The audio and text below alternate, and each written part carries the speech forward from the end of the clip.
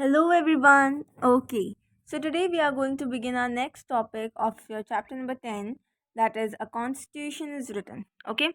So in this topic we are going to study about two features of the constitution, and then we will continue this topic in the further videos. All right? So let's begin without wasting time, but I also want to tell you that if you would be having any kind of doubt or question related to this video, then please mention in the comment section so that I would be able to answer it. Alright, now let's begin our today's video. Let's get to it.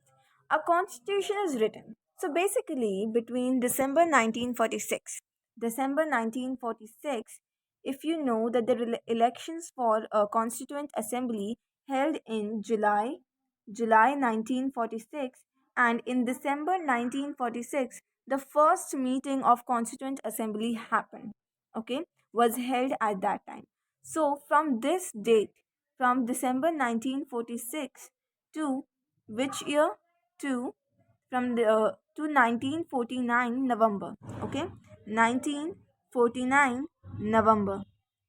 In the 1949 26 November 1949, our constitution was completed. Okay, it was done, but still at 26 November 1949, we did not brought into effect because of some historical importance of 26 January 1940, not 26 January.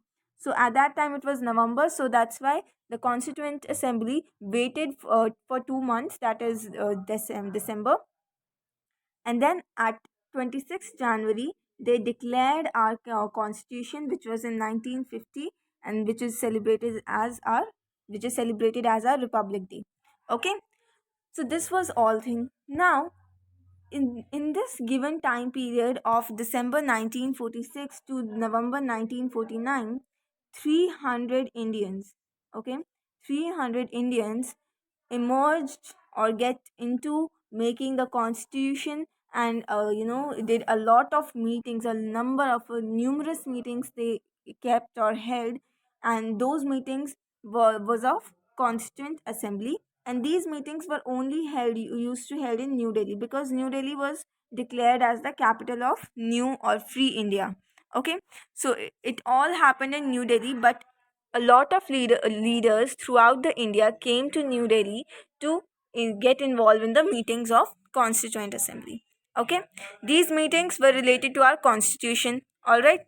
Now let's get to the next thing, that these discussions resulted as our to make our Indian constitution, which came into effect on 26 January 1950. All right. Now let's get to the first feature, the very first feature of our constitution, which is a very basic feature, that is which is universal adult franchise. Okay, so this universal adult franchise was, we all know about UAF. We have been studying about this from our 6th class, right? In the civics chapter, okay? In the civics chapters. So what is this universal adult franchise? Universal adult franchise simply says that any citizen, I'm discussing about the current definition of universal adult franchise, which is that any citizen above 18 years or 18 years will be allowed to have will be given the right to vote to any national assembly elections or state is assembly elections. In all of the elections, which are national assembly elections and the state assembly elections, in both of these elections, any citizen above 18 or 18 years old will be allowed to have the right to vote. Okay, will be allowed to vote there. All right, this is all about UAF, or Universal Adult Franchise. But when the constitution was made, this we there are a lot of when the constitution made, at that time this age was 21. Now you would say that I have just said right now that ma'am, you will be saying that ma'am, you have done just right now 21, right? 18. Now you are saying 21. How that can be possible? But it can be possible because in every country's constitution, amendments used to happen after amendments. These amendments used to happen, these are certain that have to happen, because as time changes, developments are there, and being a developed country, being a developing country, we have to amend our constitution day by day, or we have to change our constitution. There are a lot of changes after the after the declaration of, or you can say after the effect, after constitution came into effect in our country. Even after that, a lot of amendments till now has been amended. Our constitution has been amended a lot of times till now. Okay, so this is all it is. So all Indians above the age of 21 would be allowed to vote in state and national elections. This was the define of UAF when Constituent Assembly or Constitution was came into effect in 26 January 1950. This define is of 1950. All right. Now it's saying that it was a revolutionary step. Why? Because before this, Indians have never chose their leaders by themselves. Before this, before Britishers came, there was the monarchy rule in India, and after Britishers came, it was a colonial rule. So Indians could never get the opportunity to select their own leader, right? So this was a revolutionary step, and the second reason of this being a revolutionary step, UF being a revolutionary step, is that in other countries such as UK and USA, in both the countries UK and USA, they have first given. Now, what was this? Their system of UF. First time they given the opportunity to vote to the rich section of the society. Okay, second time they gave this opportunity to the educated section of the society, and after a long period of struggle, working class men, or you can say low class men, got the opportunity to vote. And even after a longer time and after a long bitter struggle, women of women of America and UK, or you can say Britain, got the opportunity to vote. Okay, uh, all right.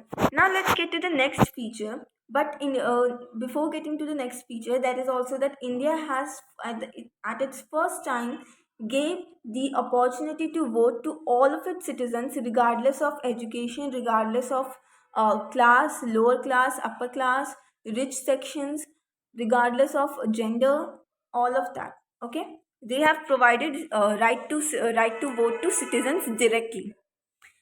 Now let's get to the second feature of the constitution. Second feature of the constitution is that India has guaranteed equality before the law to all citizens.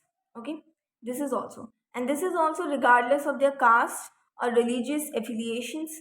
But when this second feature came into effect in the constitution, before in the discussions of this feature, there were leaders who were saying that India should be a Hindu state, like Pakistan have been a Muslim state. The same India should be a Hindu state now. Okay, a lot of Indian leaders said this, but our first prime minister insisted that India is not just a state of Hindus, or it's not just about Hinduism.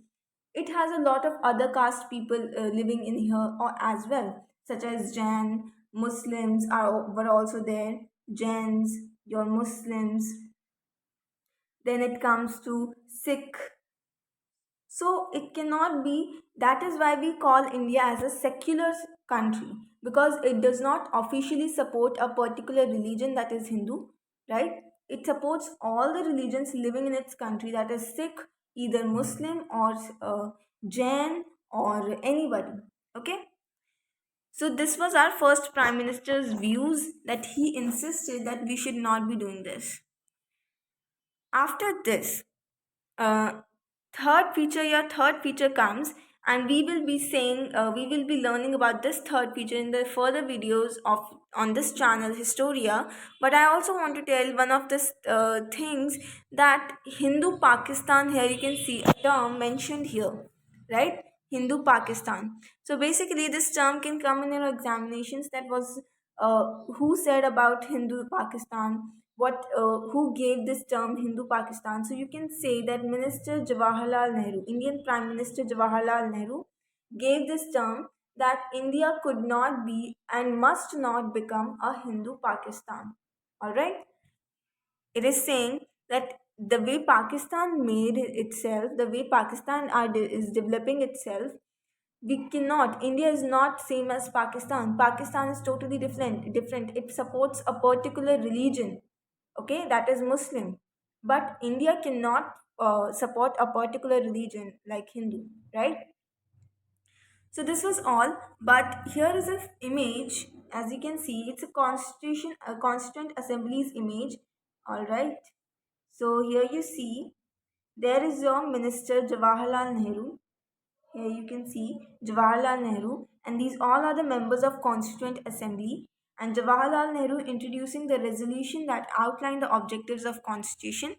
All right, these are he's declaring the resolutions at that time. So that was all. I hope you got it. And if you have any kind of doubt, mention in the comment section. I'll answer that. Thank you. Have a good day.